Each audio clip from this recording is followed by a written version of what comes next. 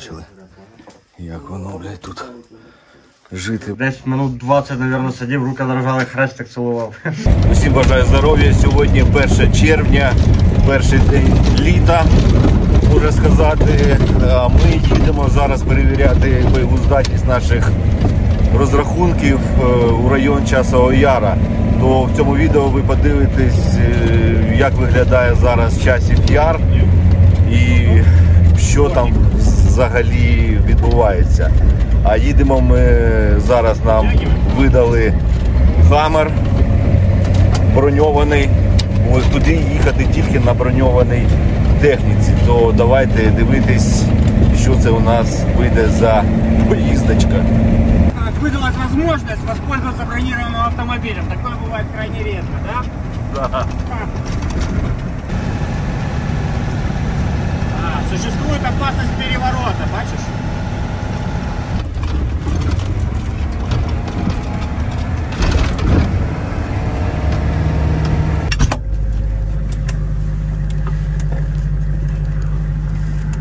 Ну, ось такий Хамві, на якому ми їздимо. Я його Хаммером називаю, так простіше. Я вже робив огляд на таку машину, але це в нас інша. От бачите, тут виведена труба, що можна вброд їздити. Також тут оборудовано, типа турелі такі. Вона, не знаєте, ось я вам покажу. Ось бачите, тут стоїть для кулемета, для ДШК. То кулемет ще не отримали, але тут все зроблено. До речі, це робилось на нашому рембаті. Хто не дивився відео про рембат, є на каналі, то пошукайте, там рембат називається. Ну от така техніка, а ми рушаємо далі.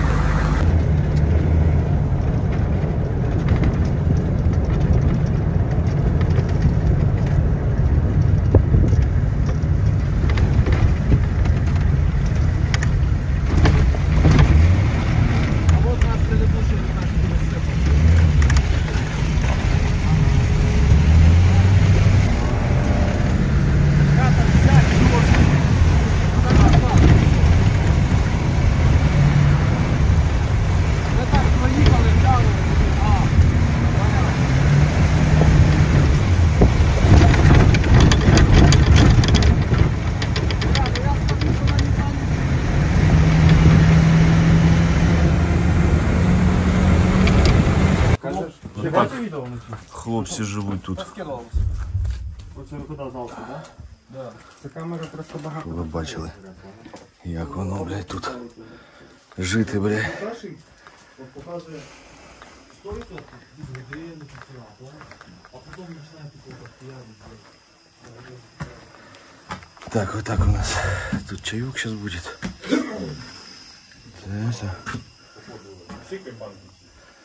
Ну так, що можливо було коврами оббили, щоб не так сиростю валило.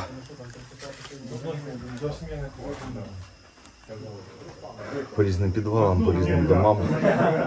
Катанка не було, каже, коня тобі, каже. Хлопці, Приліп.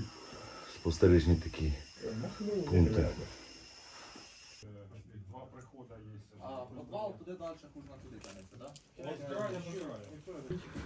Зі мною зараз Василь, старший льотної команди. Він зараз трошки нам розповість, що зараз у нас на Бахмутському напрямку та у самому Часовому Яру, тому що вони знаходяться саме тут і літають, і все бачать. Слава Україні! Мене звати Василь, я старший льотної команди. Зараз на Бахмутському напрямку серйозних наступальних дій ворога не спостерігається. Проводять часті обстріли як і Часового Яра, так і прифронтових міст та сіл. Хаотичні обстріли тривають кожного дня. Стріляють в більшості по планових цілях. По ситуації в загальному вроді би все. Яке завдання вашого підрозділу? Наше завдання підрозділу – ведення аеророзвідки та коригування вогню. Я знаю, що на місцевості відкрити дуже небезпечно літати. І знаю, що у вас є потреба у антенах. Що це за антени, навіщо вони потрібні вам? Це антени з підсилювачами, з якими можна працювати на дальших відстанях від передової, також з укриттів, з підвалів. Вони збережуть бійців життя і здоров'я. Тут, друзі, давайте назбираємо на 2 антени, це 2 підрозділи на 2 мавіки, вони у різних містах, і для того, щоб зберегти хлопцям життя. Потрібно 70 тисяч гривень. У описі під відео усі реквізити є. Чим швидше ми назбираємо, чим хлопці ціліші будуть. Просто кожна година на рахунку. Дякую. Дякую. Я поняв, що снаряд, він свистить. Я думав, ракета летить. Так ще з рядом проводю, так та де вона? В сусідній дом. Кажу, так, бігом отсюда. Це ще буває від якогось піона, осколок такий, якщо здоровий летить, то він звуком Ну я не як знаю, чим вертушка вони отак. перші 2 дня стріляли по ньому, по нам. Чи піонами, чи тюльпанами. Ну свистить так, що ну як ракета летить. Ото як тоді, як ми були на ученнях на горі на тій стояли. Ну то точно 2 ракети прилетіли. Ну то ракета, от звук точно такий самий. Я не знаю, чим вони почали стріляти. Так дырки які ось уб'є, ти що? Та етажі сносить. Да. З піонами Хати вони гатять. валяє. В общем, короче, мы 203 смотрим с крыши, пилон. как сигаки. Да, ну тоді красиво було. Типічно, Да, ну, стоїш на криші, все. Переправили. Є, бігом кажу отсюда. Я так Я стояла в тій стороні, а ми тут жили. І, в общем, приїхав пацанов забирати, міняти. А у нас машину вскривали, хотіли машину вкрасти. І руль зламали, і так він набіг був. Де, в часики? Да, тут Да. хотіли. Нічого Тобто собі. непонятно хто. В общем, я задом туди виїжджаю, так виїжджаю, якраз обстріл починається. І в мене руль ламається, так оп, і впав на коліна. Я дивлюсь, руль ето. В общем, я його більш-менш пополам, доїхали сюди. Руль відпав, а тут Жигуль згорівший стоїть. А я в мене ще такі сапоги резинові, грязь. Я руля скрутив і дивлюся, свисти. Гради починають працювати, пакет градів. Поворачую лицо, дивлюся тут в здання, тупо бачу, як прям ракети отак фігачують. Я хватаю велик, чую, що воно ближе. Кидаю велик, починаю бігти. Калош впадає. Я босяком біжу і отак в метрах 20, отак ззаді Міцубісі, градіна. Прям бачу так, як воно все бабахнуло, в общем. Ну, це таке серйозно, тому що я думав, що все. Думаю, якщо там зриви, тут зриви, думаю, це зараз посередині прилетить, все, хана. Ну, пронесло, в общем. Десь минут 20, мабуть, сидів, руки дрожали, хрестик цілував. Це таке саме. батареї забив. Як звати? Його звати Маркіза. Тільки він трошки дикий. Та понятно, тут так їбура, блін. Здесь еще мамочка его бегает. Ну нічого, привикне, ми його підкормимо.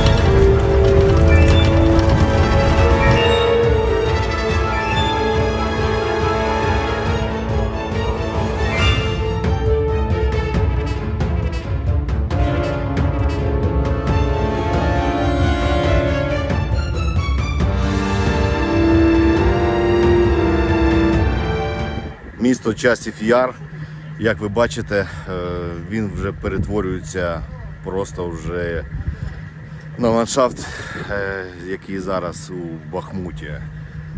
То, в принципі, тут бої не йдуть, але його постійно обстрілюють. Сьогодні трошки тихіше, то ми виїхали для того, щоб подивитися всі підрозділи, які тут навколо міста знаходяться, то заїхали подивитись саме це місто, щоб показати вам. То трошки подивимося це.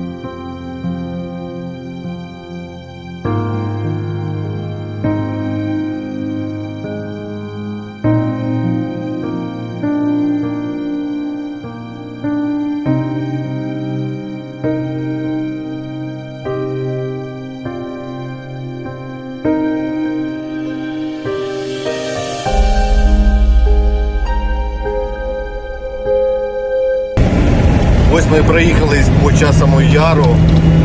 Ви побачили, що приватні будинки розбомблені, дуже щільно розбомблені саме багатоповерхівки. Вони горіли і обстріл проходив все щільніше та щільніше.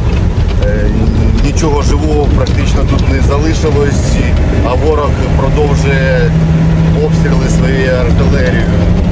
То я гадаю, що якщо щось не станеться, то з Часового Яра буде дещо і з Бахмута. Ну, ми продовжуємо боронити нашу країну і ми переможемо, бо ми не переможні. Слава Україні, слава ЗСУ, а Путін – Гандон.